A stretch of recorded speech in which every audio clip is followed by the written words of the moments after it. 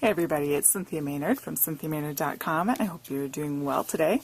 Today we're going to make this card, and this is featuring a stamp set that is in my recent giveaway that concludes November 10th, and I will be doing a giveaway video for that. But I thought this, well, as I drop it, it's fun and simple, little card sketch, and lots of fun to make. It makes use of the stamp set, I think, in a fun, drinky, comforty sort of way. So that is using the Hug in the Mug stamp set, and we're using this combination here with the marshmallows and the candy cane. You can see I'm using the quilt paper. I also used the tag die from this bouquet die set, but you could use whatever tag you have. It just has this little bit larger one here to fit the heart that is in the Hug in a Mug stamp set, and then we're going to use our layering circles. I have a card base that is, we'll get to that, that's 8.5 by 5.5. I'm going to set that aside so I don't get that gunky. I have a card panel in Garden Green, which is 5 1/4 by 4, and it's on that we're going to work first here. I have this quilt paper that is this double-sided designer series paper. Comes in a 6 by 6 stack. This piece is 3 3/4 by 3, so that's going to go on top. And then this bottom, love that, is 3 3/4 by 2. So we're going to go ahead and just get those down for 2 different little sets. You know, got to use all of our product that time of year.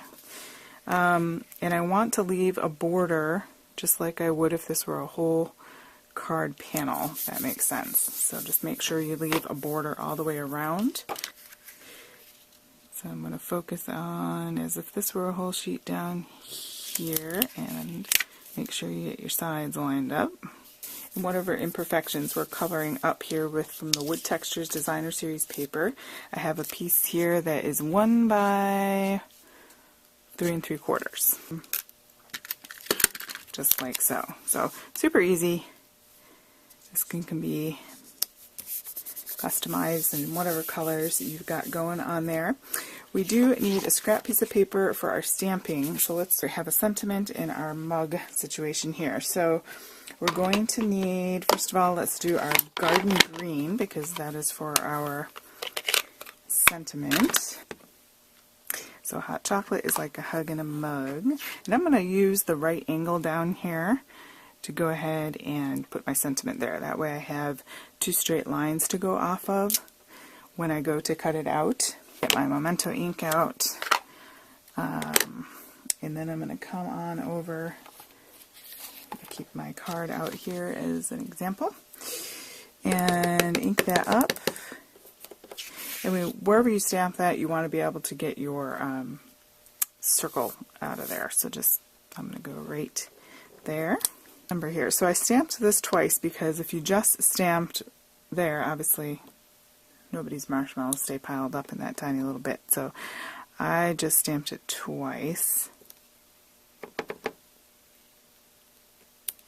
Got kind of a two-toned effect when you get those specialty drinks and you get the where it kind of separates a little bit. That's kind of the look I was going for. So I'm going to dip just the last half, this sort of half modeled thing there. So I'm going to line that up just as if I had the whole thing inked and press that down. Okay, so I've got that like that. To my Sahara sand. And I'm going to kind of do the opposite now. I'm going to focus on inking most of the top, and it's okay if they overlap a little bit. Okay, you want it to seem realistic.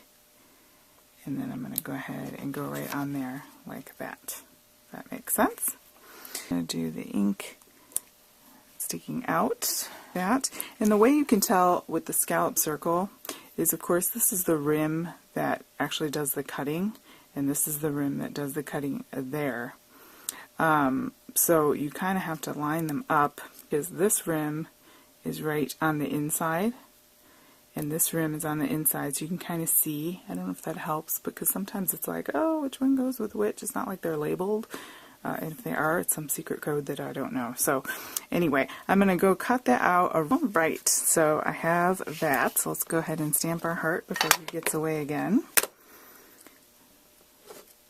So just a little white heart right in the middle.